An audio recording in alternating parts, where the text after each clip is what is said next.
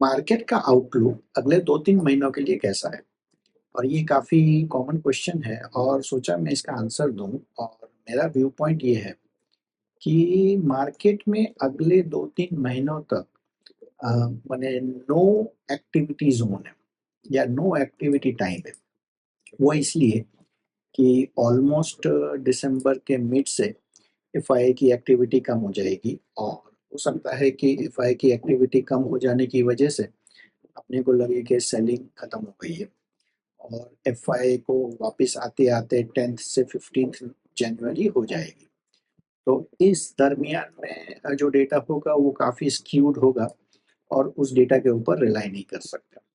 मोreओवर नए साल में एफआईआई की क्या स्ट्रैटेजी रहेगी, वो अपने को पता चलते-चलते ऑलमोस्ट जनवरी एंड हो जाएगा।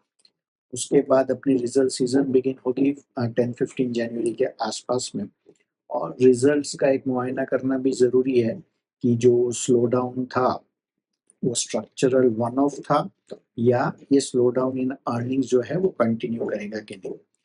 और अपने को ये भी देखना है कि किस कंपनीज़ में स्लो डाउन स्ट्रक्चरल है, किस कंपनीज़ में स्लो डाउन वन ऑफ था या recovery on the recovery path है।